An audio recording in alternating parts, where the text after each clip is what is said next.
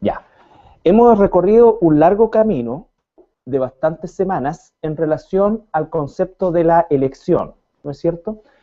Y la elección es una enseñanza que en la Biblia aparece de principio a fin, lo que significa que el propósito de este estudio ha sido, y el propósito digamos, del programa de estudio del año, ustedes saben que la forma de trabajar que tenemos es prácticamente hacer 3 o 4 temas como máximo durante el año, que cumplen un propósito principal, obviamente, y ese propósito principal es que nosotros ahora podamos leer la Escritura con este conocimiento.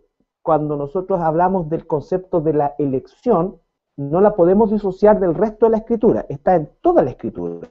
Entonces, por eso que estudiamos también por separado la palabra todos, la palabra mundo, ¿no es cierto?, la palabra elegido, en fin, todas las palabras las hemos estado estudiando de manera separada para que nosotros podamos tener una claridad y una lectura de la Escritura en función de eso. Entonces, cuando, por ejemplo, leemos 1 Corintios capítulo 2, versículo 5, dice, ¿no es cierto?, que Dios quiere que todos se salven. Ya sabemos que ese todos no se está refiriendo a toda la humanidad, se está refiriendo al todos, que es parte de la humanidad. Por eso es tan importante entender el concepto de los atributos de Dios que son consistentes, ya que Dios ama 100%, aborrece 100%, expresa su gracia 100% y expresa su juicio también un 100%. No es una cosa porcentual. No ama no te ama a ti un 80% y un 20% no. O te aborrece un 20% y te ama un 80%. ¿Me entienden? O sea, esa concepción sesgada pertenece a nuestra naturaleza humana caída. Por lo tanto, nosotros, por cierto que no es que no lo entendamos, sino que no lo aceptamos de buenas a primeras y probablemente muchos pierdan mucho tiempo tratando de conjugar, ¿no es cierto?, de manera humanista, que ha sido el gran cáncer que el catolicismo romano introdujo en la historia del mundo cristiano, en la historia humana, ¿no es cierto?, en que el humanismo dice que efectivamente por las obras tú puedes alcanzar la salvación, entonces tú te estás ganando la salvación. Este concepto humanista es el que también invadió la iglesia cristiana posterior al tiempo de la Reforma, y estamos hablando principalmente del 1800 al 1900, y surgen movimientos totalmente fuera del contexto de la palabra de Dios, como por ejemplo el movimiento carismático pentecostal, que es un movimiento de los albores del siglo XX y principalmente que se desarrolló a partir de la década del 60 en adelante. Entonces estamos hablando que son cosas que tienen que ver con muy poco tiempo atrás y que son completamente ajenas al concepto de la palabra. Son totalmente ajenas a la palabra misma. Por lo tanto, eso es lo que ha prevalecido, y todos estos movimientos que han nacido en el seno de la iglesia cristiana, que yo no sé si son o no cristianos, si los pongo bajo el escrutinio de la Escritura, quedan todos afuera, y no es que con esto uno se sienta exclusivo y nada que ver con eso, al contrario, es una situación muy triste porque realmente uno hace muchos esfuerzos para que puedan enmarcarse dentro de la conducta cristiana o del relato bíblico, y no solamente nos enmarca, sino que tienen conductas que son absolutamente contrarias al mensaje bíblico. Entonces, todo este movimiento ha surgido y el propósito principal de este movimiento es sofocar todo sistema de pensamiento, de doctrina. Es un odio, por decirlo de alguna manera, a todo lo que tenga que ver con doctrina, porque según este tipo de movimientos, las doctrinas o la doctrina bíblica es divisiva, ¿no es cierto?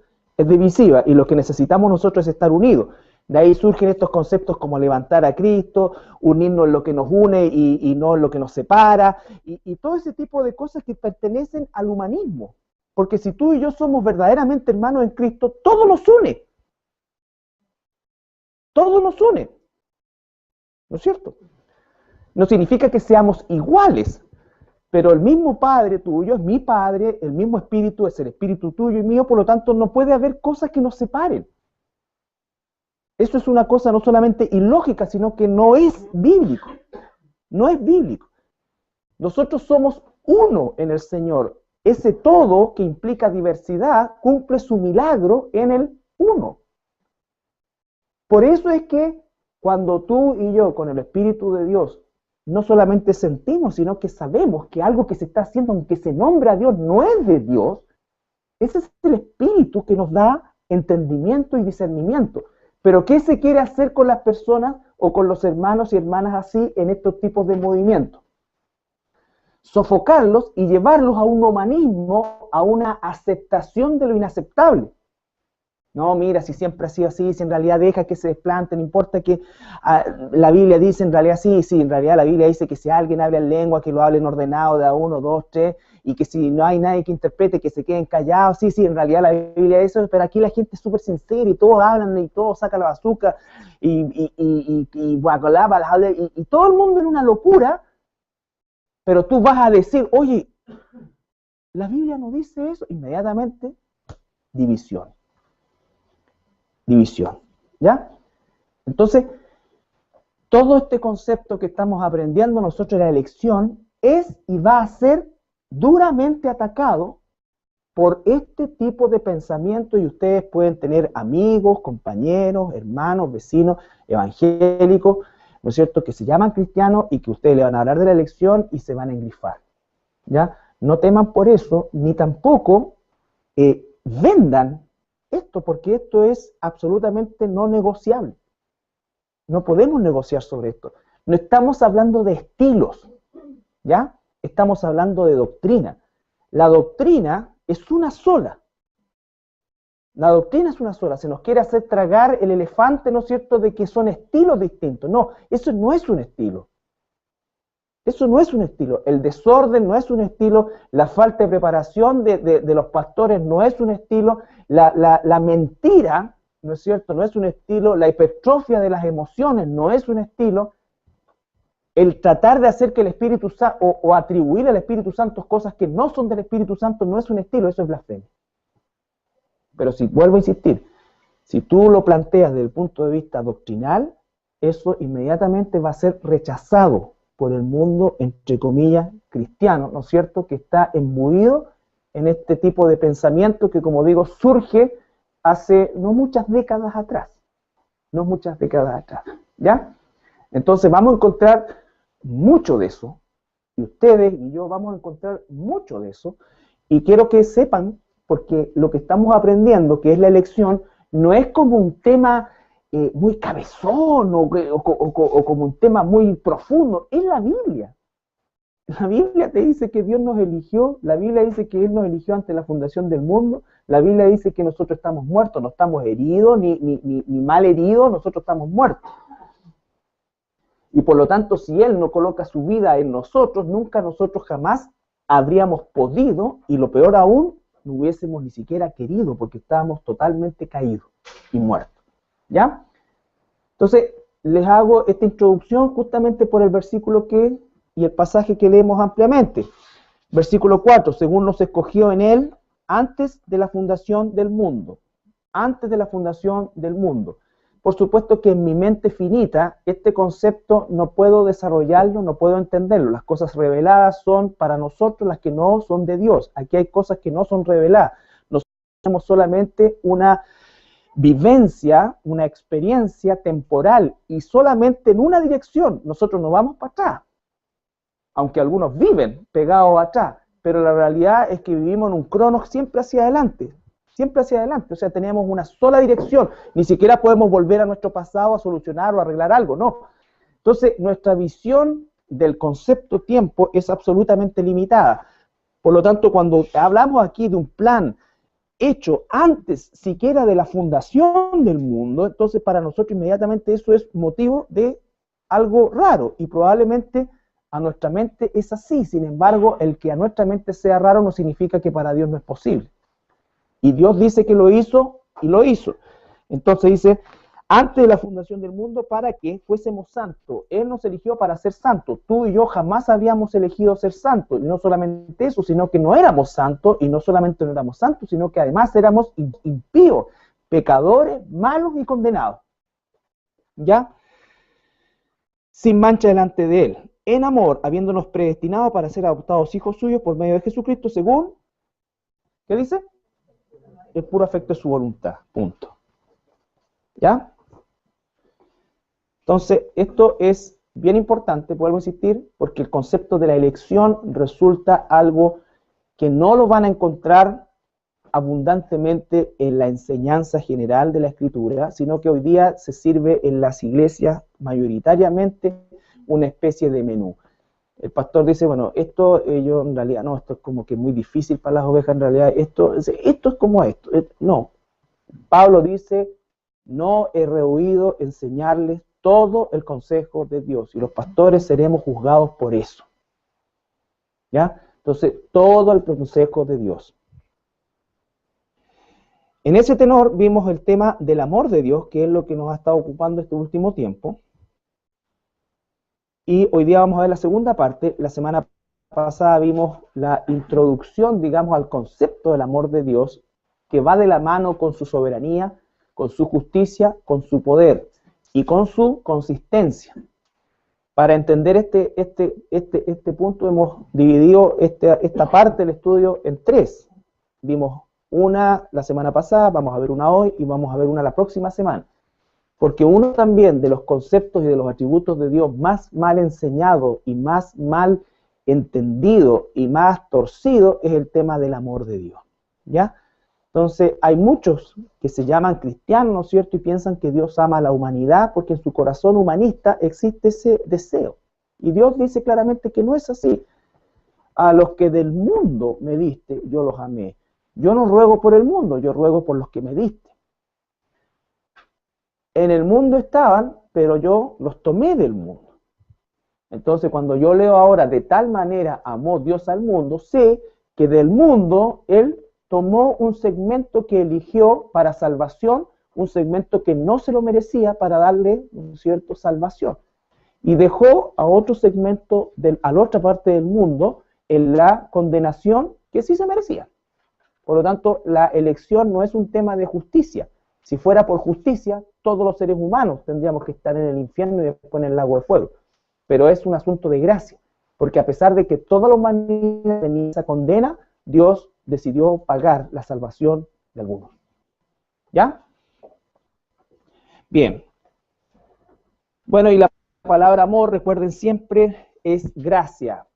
Grabémonos eso en nuestra cabeza. ¿Por qué? Porque nunca el amor de Dios es como nuestro amor. Nuestro amor es un amor natural, caído y torcido.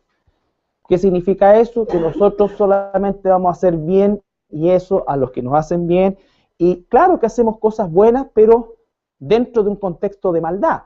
El Señor Jesucristo dice, ustedes son malos, pero incluso ustedes que son malos, ¿no es cierto?, saben darle cosas buenas a sus hijos. Si uno de sus hijos le pide un pescado, no le van a dar una serpiente. Yo le daría un lomo.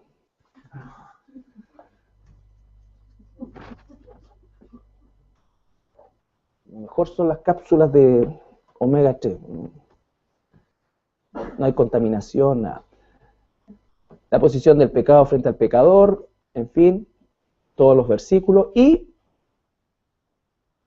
perdonen por la imagen, pero no me di cuenta. El amor de Dios por sus hijos. ¿Ya? El amor de Dios por sus hijos. Esto es súper importante porque tiene que ver con la elección. Dios eligió amarte. Dios eligió amarme. Si yo lo hubiese elegido a Él, entonces esa palabra que dice que Él me amó primero habría sido al revés. Él me amó porque yo lo elegí. ¿No es cierto? Y no es así, imposible. Yo lo elegí porque Él me amó. Ese es el orden y esa es la forma. Entonces, vamos a ver Primera de Juan 3:1. Primera de Juan 3:1. Recuerde que también la semana pasada y la antepasada revisamos la palabra mundo, la palabra todo, la palabra nosotros, ¿no es cierto? Cuando dice, finalmente es todos nosotros, ¿no es cierto? Todos nosotros. Es decir, todos, pero un grupo determinado, ¿no es cierto? Cuando yo digo toda la iglesia, lo primero que va a venir a tu mente es toda nuestra iglesia, y en verdad es así, ¿no es cierto? No estoy diciendo todas las iglesias cristianas del mundo, ni todos los cristianos del mundo. Entonces, cuando digo, mira, vamos a ir toda la iglesia va a ir. Estamos dando por hecho y por sentado que somos nosotros, todos nosotros. Ese todos tiene un nosotros. Ese todos está limitado por un nosotros. ¿Ya? Entonces, ¿qué dice 1 Juan 3, 1? Mirad cuál amor nos ha dado el Padre para que seamos llamados hijos de Dios. Por esto el mundo no nos conoce, porque no le conoció a Él. Ya, mirad cuál amor nos ha dado, ¿no es cierto? El Padre que nos ha llamado ahora hijos, sus hijos, ¿no es cierto? Hijos de Dios. Entonces, Él ha amado a los que eligió que fueran sus hijos. Él nos predestinó y nos eligió para ser adoptados como hijos suyos antes de la fundación del mundo. Y a esos que Él eligió, esos por los cuales Jesús ora, ¿no es cierto?, son los depositarios del amor de Dios. Dios no ama a la humanidad. Eso es un pensamiento de Gandhi, de Buda, de quien tú quieras, pero Dios no ama a la humanidad. Si Dios amara a la humanidad, no existiría ni infierno, ni lago de fuego, ni juicio. Porque Dios no va a castigar dos veces el mismo pecado. Si pagó por todos, no podría castigarme ni haber un juicio ante el trono blanco, porque todos llegaríamos allá diciendo qué cosa. Tú ya pagaste por nosotros, ¿por qué nos condenas? Si tú ya pagaste por todo. Yo no podía elegir a Dios, ni quería elegir a Dios ni ningún ser humano, porque estaba muerto en mis delitos y pecados. Él me eligió a mí. Él formó un nosotros, un todos y un nosotros.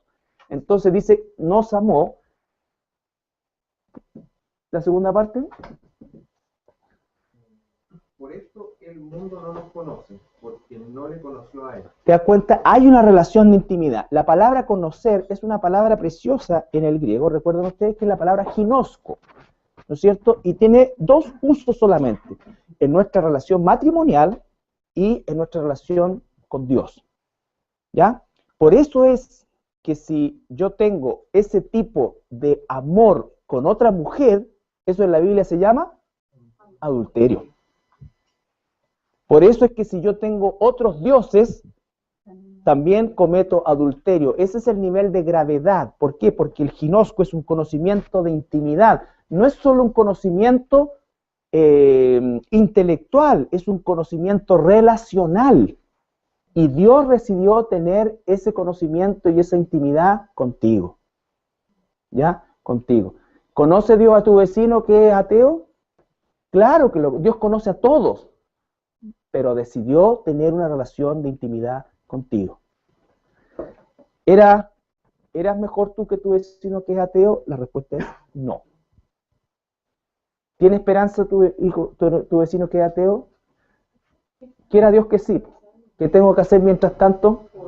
Orar por mi vecino que es ateo y cada vez que pueda, ¿no es cierto?, compartirle el evangelio, invitarlo, todo eso. No ir a buscarlo cada vez que la posibilidad se me dé. ¿Ya? Nosotros no somos arrieros, ahora somos ovejas. Imagínate una oveja subiéndose al caballo y yendo a buscar.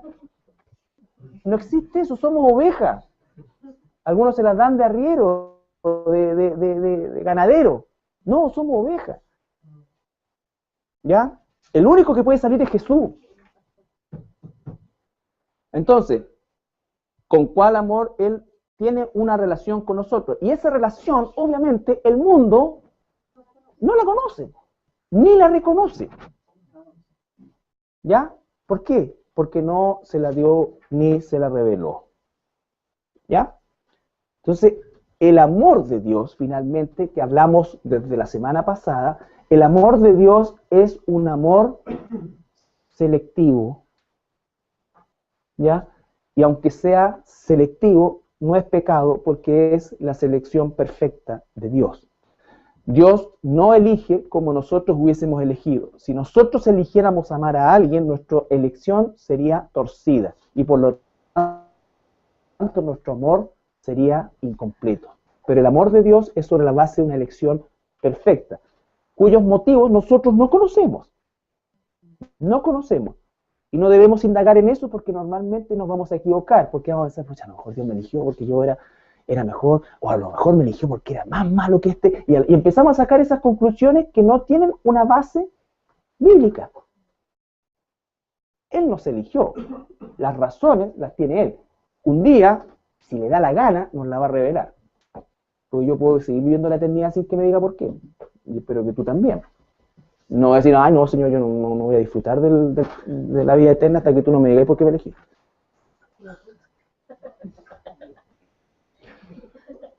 ¿Ya?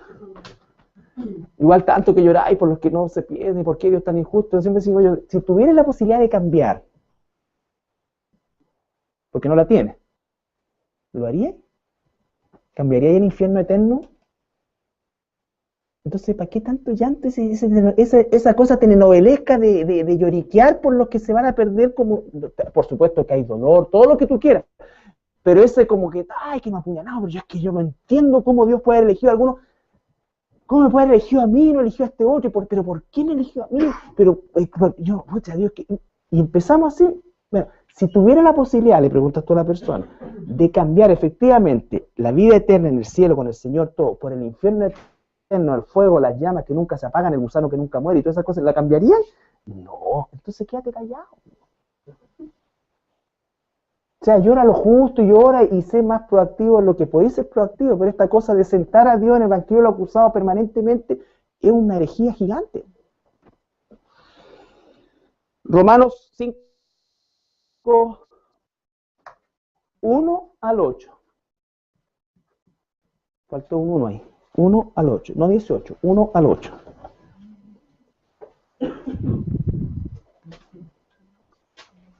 La única persona que dijo algo así y fue sincera porque está registrado en la Escritura fue el apóstol Pablo. Dijo, yo preferiría ser anatema para que mi pueblo se salvara. Y si está en la Biblia registrado es porque fue verdad que lo dijo de corazón. ¿Ya? No fue la típica pose del que quiere parecer o la que quiere parecer buena y cuando le colocan la punta, chao. Oh, yo daría mi vida por el Señor. Empieza dando el diezmo o ofrendando. No te vayas tan allá. Empieza ofrendando. Comprométete materialmente con Dios. Ay, que no, pucha, es que Romanos 5, 1 al 8. Justificados pues por la fe, tenemos paz para con Dios por medio de nuestro Señor Jesucristo, por quien también tenemos entrada por la fe a esta gracia en la cual estamos firmes, y nos gloriamos en esperanza de la gloria de Dios. Y no solo esto, sino que también nos gloriamos en las tribulaciones, sabiendo que la tribulación produce la ciencia, y la paciencia prueba, y la prueba esperanza, y la esperanza no avergüenza, porque el amor de Dios ha sido derramado en nuestros corazones por el Espíritu Santo que nos fue dado. Porque Cristo, cuando aún éramos débiles, a su tiempo murió por los impíos. Ciertamente, apenas morirá alguno por un justo, con todo pudiera ser que alguno osara morir por el bueno. Mas Dios muestra su amor para con nosotros, que siendo aún pecadores, Cristo murió por nosotros. Entonces la expresión de amor por nosotros, ese nosotros siempre, ¿no es cierto? Implica que la expresión de amor de Dios es un amor sacrificial, un amor práctico, un amor verdadero, un amor concreto. No es una declaración efímera, ¿no es cierto? No es una declaración de buenas intenciones, sino que es una acción concreta.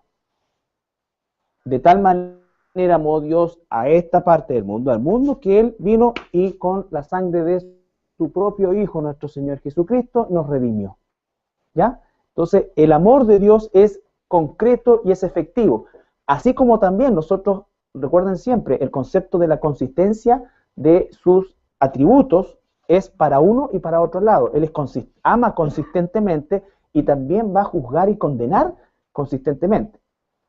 Acuérdense que a los que van a la perdición no les va a decir, ya niños, no me eligieron, así que tengan el favor de pasar. No, apartado de mí, maldito, al fuego eterno preparado para el diablo y sus ángeles.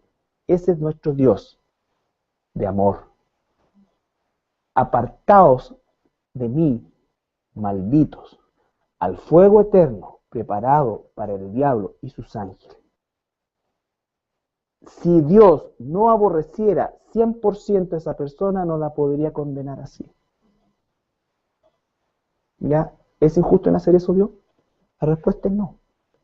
¿Siento yo que es injusto? Probablemente sí, pero lo que tú o yo sintamos no tiene ningún sentido ni destino en el plan de Dios. Es así. Y gracias, Señor, te doy, porque yo no estoy ahí. Porque podía perfectamente estar ahí. Reúno todos los requisitos para estar ahí. Pero no estoy ahí por tu pura gracia. Y como no estoy ahí por tu pura gracia, yo voy a trabajar más que todo. Pero no yo, la gracia tuya en mí. Esa es la respuesta, eso lo vamos a ver la próxima semana. Que algo vimos también la semana pasada. Que la respuesta del cristiano no es, bueno, si ya Dios eligió a todos, ¿para qué voy a evangelizar? ¿Para qué voy a orar? ¿Para qué voy a esto? ¿Para qué? Primero que nada, con el solo hecho de que Dios te lo mandara, ya ahí se acaba la discusión. Pero más encima Dios nos da varios argumentos al respecto, ¿no es cierto?, de por qué hacerlo. Recuerda, tu oración no cambia ni mueve el brazo de Dios. Eso es una mentira herética. El que Dios en la Biblia, en su lenguaje antropomórfico de el creador bajando a la altura de la criatura, claro, Dios dice, bueno, me arrepiento de haberlos hecho.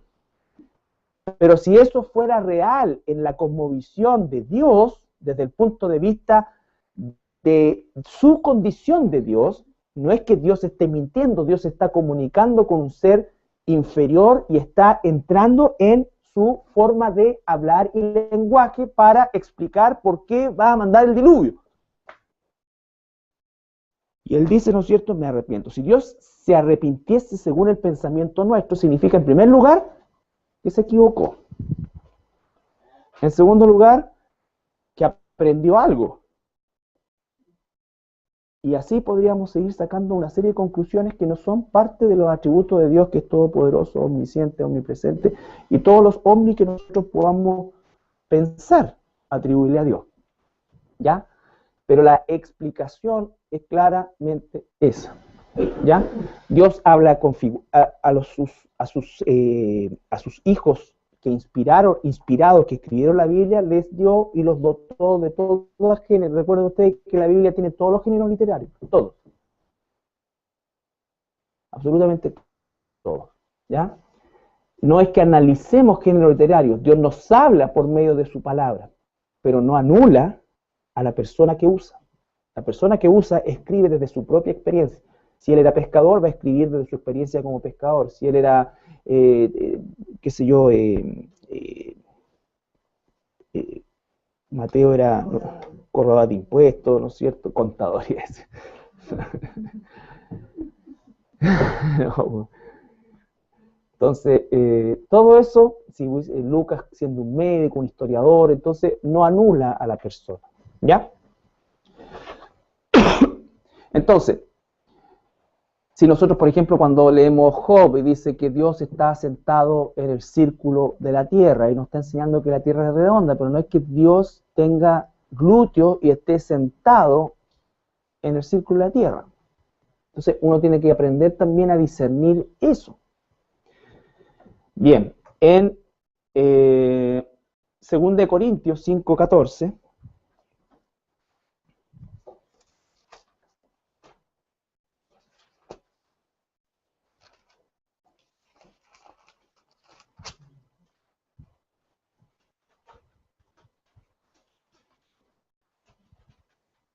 desde el versículo 11.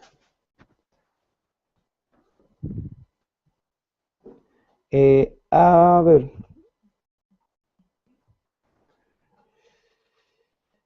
Ya, vamos a leer completo hasta el 21.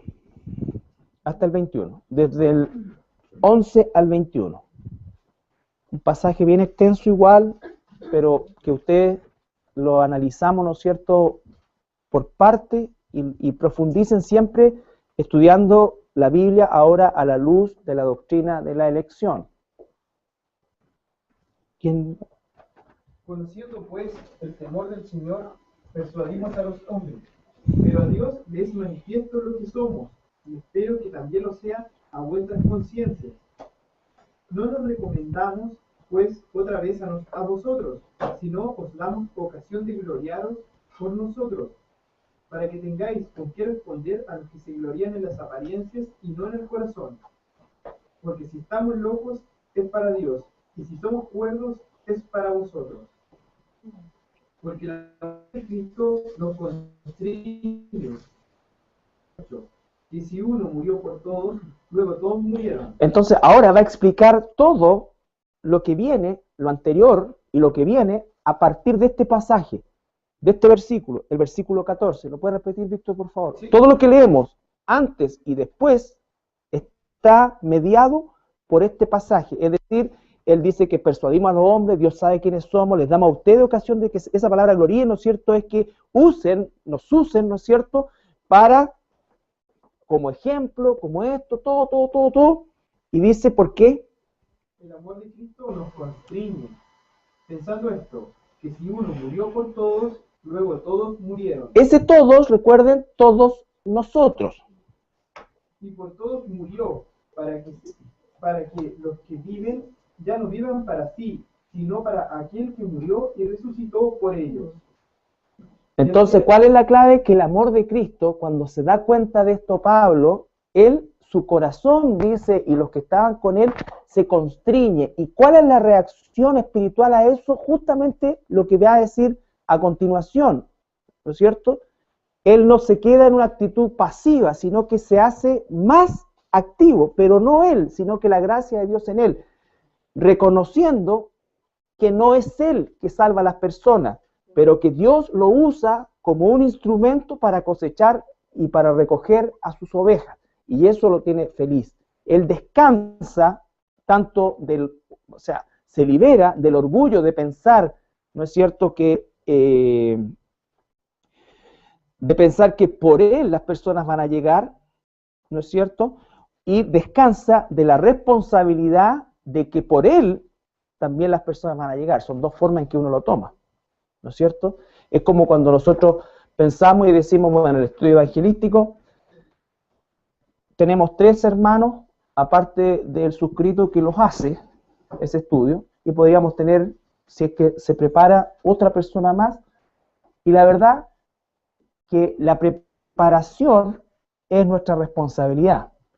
La unanimidad es nuestra responsabilidad, pero el fruto es de Dios. Entonces cuando la gente dice, no, es que en realidad yo quiero venir al turno donde estás tú, porque sí, cualquier pregunta que salga, tú... Mira, en 20 años a todos los que les he resuelto las dudas y las recontradudas, ninguno se ha convertido. Porque no depende de mí. Así que si tú puedes venir a las 9 de la mañana, tráelo a las 9 de la mañana, el mensaje es el mismo. El espíritu es el mismo y la obra de Dios va a ser la misma. No pensemos ni por un segundo que porque uno u otro, entonces ahí empezaríamos nosotros a darle la gloria a todo esto que viajan por el mundo y que se supone que ellos son los que ganan las almas. Entonces preparamos y estamos preparando un evento muy bueno para que venga tal predicador con tal músico y tal alabanza y con eso, ahí vamos a cosechar seguramente porque viene él. ¿Por qué no lo haces tú? ¿Por qué no lo haces tú? O sea, no estoy en contra de que se visiten otra iglesia, que se predique, por supuesto que no, pero darle el carácter, ¿no es cierto?, de poder, no sé cómo decirlo, a una persona en particular, aunque tenga el don de evangelismo, ¿no es cierto? Y eso es un tema larguísimo que podríamos hablar acerca del don de evangelismo, que es lo que es el don de evangelismo en realidad. Pero lo que estoy diciendo es que no confiamos en las personas ni en la capacidad de las personas. Los pastores tenemos que estar preparados. Yo no puedo como pastor decir, bueno, si no importa, yo no tengo idea de lo que significa el hebreo, pero lo importante, mire, si soy oveja de Dios, te vaya a escuchar. No, esa explicación es barata, no. Hay una parte que uno tiene que hacer, eso es una responsabilidad, ¿no es cierto?, propia que Dios nos da a ti, a mí y a todos nosotros. A todos nosotros. Pero no es eso lo que convierte a las personas. Lo que convierte a las personas es el Espíritu Santo. Y si el Espíritu Santo es una oveja de Dios, esa persona va a escuchar la voz de Dios, ¿no es cierto?, y se va a convertir. Y se va a convertir. Entonces, el apóstol Pablo, ¿no es cierto?, por eso él dice, yo no he bautizado a nadie, porque ya había empezado en Corinto, no, yo soy de Apolo, no, yo soy de esto, yo soy de acá, ¿no es cierto? ¿Por qué? Porque se empiezan a hacer estas segmentaciones y se deja de lado, entonces se empieza a poner el énfasis en la persona y no en el mensaje, Por eso es que tenemos que estar preparados, tenemos que ser unánimes, tenemos que conocer todo el consejo de Dios, porque todos nosotros debemos estar siempre preparados para dar defensa de la fe que Dios nos ha dado. ¿Ya? El 15. Y por todo murió, para que los que viven ya no vivan para sí, sino para aquel que murió y resucitó por ellos. De manera que nosotros, de aquí en adelante, a nadie conocemos según la carne. Y aún, si a Cristo conocimos según la carne, ya no lo conocemos así. De modo que si alguno está en Cristo, nueva criatura es. Las cosas viejas pasaron, y aquí todas son hechas nuevas. Y todo esto proviene de Dios, quien nos reconcilió consigo mismo por Cristo, y nos dio el ministerio de la reconciliación. Que Dios estaba en Cristo reconciliando consigo al mundo, no tomándoles en cuenta a los hombres sus pecados, y nos encargó a nosotros la palabra de la reconciliación. Así que somos embajadores en nombre de Cristo, como si Dios rogase por medio de nosotros. Os rogamos en nombre de Cristo, reconciliaos con Dios. Al que no conoció pecado, por nosotros lo hizo pecado, para que nosotros fuésemos hechos justicia de Dios en él. Ya, entonces, por eso es importante, y ahora podemos y debemos leer estos pasajes a la luz de la enseñanza de la doctrina de la elección, porque en el fondo está hablando de la respuesta, no en el fondo, sino que está hablando de la respuesta del apóstol Pablo, que él sabe quiénes son sus ovejas, las ovejas de Dios, no, pero él ya no ve a nadie como una persona, como un ser humano. ¿Qué seríamos nosotros como ser humano? No, pero ni aunque el mismísimo arcángel Gabriel le predique se va a convertir. O al revés, decimos, no, y este sí, hoy, que, ¿sabes qué? Que, mira, me hizo preguntas, y ay, nosotros decimos, ya lo tenemos listo. O a este, no vemos a nadie así. Nuestra función no es analizar el terreno, nuestra función es predicar el mensaje.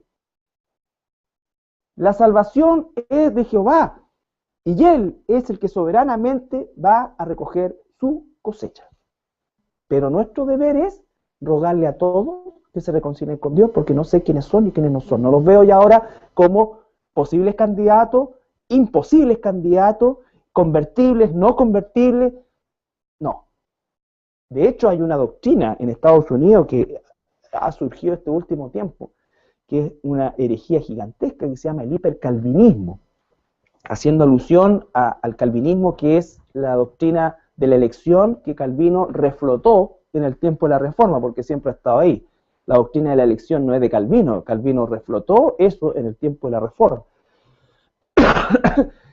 Y el hipercalvinismo dice que tú tienes que predicarle solo a las personas que tú, o que el Espíritu, lo que es peor, te muestre que son ovejas de Dios. Digo, ¿cómo sabes eso? En la Biblia no hay ningún sustento para eso. No hay ningún sustento para eso. Pablo dice, ya nadie veo como ser humano. No lo mido como que sí, como que no, como que es receptivo, no receptivo, como no. Predico la palabra. El terreno, yo no sé qué terreno es. Dios sabe. Y Él va a cosechar donde Él ya sembró antes de la fundación del mundo. Pero vuelve a ocupar la palabra nosotros, entonces dice que somos embajadores de Cristo como si rogara a Dios mismo a través de nosotros. Ese es el corazón de un hombre, una mujer, que sabe que Dios lo eligió, que sabe que no tiene ninguna injerencia en el proceso de la salvación porque toda la gloria es de Dios, pero que por amor a ese mismo Dios que lo sacó del lugar que se merecía a un lugar que no se merecía, él o ella va a rogarle a todo el mundo que se reconcilie con Dios. Y va a confiar en que los resultados son siempre de Dios. Por eso es que el evangelismo no consiste en números, el evangelismo consiste en almas. Se convirtieron 50 personas, no, 50 personas levantaron la mano. Probablemente de esos 5 sean realmente que hicieron que son ovejas de Dios. Y los otros 45 van a ser cizaña que va a estar metida en la iglesia y va a ser el karma de todo pastor, iglesia y todo, porque van a estar ahí, parecen cristianos, pero va a venir el rapto y se van a quedar. Entonces, eso es así. Ahora Dios dice el trigo, que no nos dice a nosotros, no, va a crecer el trigo y la cizaña. Porque si viéramos ahora a la gente, a mis hermanos, y ustedes me vieran a mí como ser humano así, pelado, nosotros habríamos podado qué rato. Podado qué rato. Habría dicho cizaña cualquiera que no estuviera de acuerdo conmigo, esto, cualquier cosa así, y arranca. ¿Y por qué? Porque muchas veces al arrancar dice que está ahí arrancando trigo, que parece cizaña, y a veces hay cizaña que parece trigo. Entonces, ese tipo no estamos capacitados para eso. Por eso es que lo único que dice el Señor respecto a el comportamiento de una persona que se llama cristiano, cuando ese comportamiento es mundano, ¿qué dice el Señor? Apártense de los tales, con los tales no se junten ni a comer. No le inviten a los cumpleaños, ni digan, bocha, ¿qué será de punto suspensivo? Invitémoslo a almorzar. No. No. ¿Ya? Entonces, esas son el único cuidado que debemos tener, porque no sabemos. Ahora, si es oveja, Dios lo va a traer a este redil o a otro redil donde Él lo tenga destinado. Pero puede ser que estemos alimentando un lobo. Entonces, como no sabemos, apártense los tales.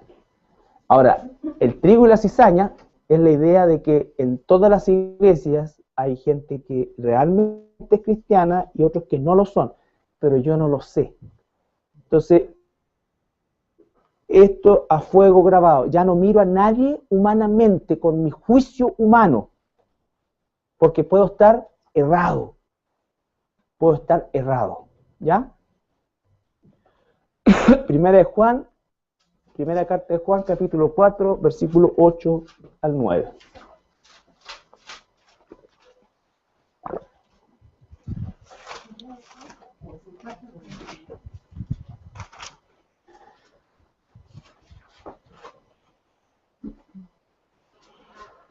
El que no ama no ha conocido a Dios, porque Dios es amor. En esto se mostró el amor de Dios para con nosotros, en que Dios envió a su Hijo unigénito al mundo para que vivamos por Él. Entonces, ¿puedo repetirlo por favor, Nene? El que no ama no ha conocido a Dios. Pausa. El que no ama. Igual ese amor, sabemos que no es el amor natural nuestro, sino que está hablando del amor de Dios en nosotros. ¿No es cierto? Nosotros somos receptores inmerecidos del amor de Dios, y ese amor dice que nos va a llevar a desarrollar un estilo, un carácter de vida basado en los principios de Dios por amor a Dios. Y dice, ¿no es cierto?, que el que no ama no ha conocido a Dios, porque Dios es amor. Ese amor de Dios, recuerden ustedes, que no es lo que dice el mundo, que no importa que sean dos personas, dos hombres, dos mujeres, lo importante es el amor, porque Dios es amor, y se llenan la boca con esas cosas. Dios no es ese amor. De hecho, Dios, si no hay arrepentimiento y no son ovejas de Dios, esos homosexuales, esas lesbianas, y se convierten al Señor, ¿no es cierto?, y Dios les sana de su pecado, van a ser condenados. Y van a estar ahí delante del trono blanco y van a decir, pero ¿cómo si tú eras amor? El amor no del mundo, sino que el amor de Dios. No han conocido ese amor porque Dios no se los ha revelado, porque Dios no los ha elegido porque Dios ha decidido solamente revelar el amor y depositar el amor en los que Él ha elegido amar. ¿Por qué tú conoces el amor de Dios? Y aunque nos cuesta un poquito asimilarlo, sabemos que es la verdad el amor de Dios y otras personas no pueden aceptar ni entender ese amor de Dios. ¿Qué es lo que hace la diferencia? El Espíritu Santo que está en nosotros. Él nos enseña todo lo de Dios. Él es lo que confirma todo lo de Dios. Por eso es que el maestro es el Espíritu Santo. El pastor es un expositor de la verdad. El maestro bíblico es un expositor de la verdad, pero el que graba esa verdad a fuego, el que hace todas las conexiones en tu mente y en tu corazón, es el Espíritu Santo. Es el Espíritu Santo. Entonces, por eso es que nosotros decimos la palabra me habló. Somos expositores de la palabra de Dios. ¿Ya? En esto se mostró el amor de Dios para con nosotros. Ahí está, el amor de Dios para con nosotros.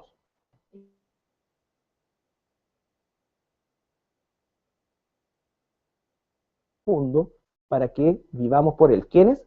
Ese nosotros. Ese nosotros.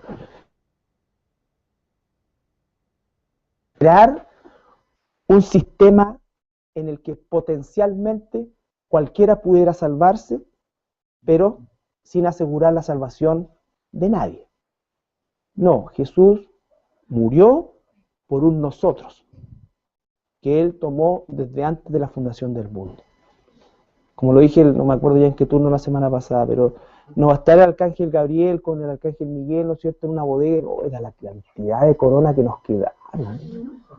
La cantidad de gente que decidió por el diablo y no por Dios. ¿Qué vamos a hacer con él? ¿Ustedes creen que va a pasar eso? No, pues las coronas están justas, contadas, enumeradas y etiquetadas con tu nombre. No existe tal cosa como que ya, bueno, a ver quién me elige. No. Y van a haber puestos en la cena del... Imagínate las bodas del Cordero. Vamos a terminar comiendo la comida de todos los que no eligieron a Dios. ¿Cuántos platos van a sobrar? No es posible. Dios es perfecto. Es perfecto. Él tiene un número determinado. Cuando entre la última oveja de Dios al redil de Dios, Dios va a venir por su iglesia. Y eso todavía no ha ocurrido. Y si todavía no ha ocurrido, tú y yo todavía tenemos, ¿no es cierto?, que responder a ese amor de Dios rogando a la gente que se reconcilie con Él. ¿Ya? Entonces, la próxima semana vamos a terminar el tema del amor de Dios. Ahora, este amor que hemos entendido de manera horizontal, ¿cómo es que nosotros respondemos de manera vertical? ¿Cómo es que respondemos ahora de manera horizontal hacia mi prójimo? ¿Ya? Y ahí vamos a ver que el amor de Dios en nosotros cumple un propósito netamente transformador. Netamente transformador. Por eso Él nos dice, ama a tu enemigo, y Él dice que va a destruir a sus enemigos. Si son enemigos de Él, también son enemigos míos. Si es que soy su hijo, ¿no es cierto? Pero ¿quién va a hacer la destrucción? Él. Ok, ¿estamos?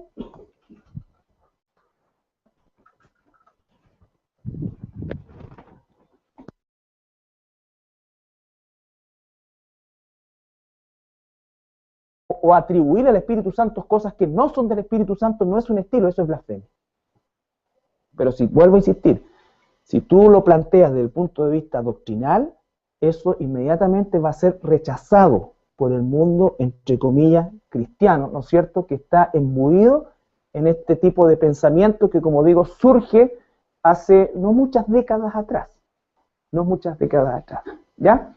Entonces vamos a encontrar mucho de eso, y ustedes y yo vamos a encontrar mucho de eso, y quiero que sepan, porque lo que estamos aprendiendo, que es la elección, no es como un tema muy cabezón o como un tema muy profundo, es la Biblia.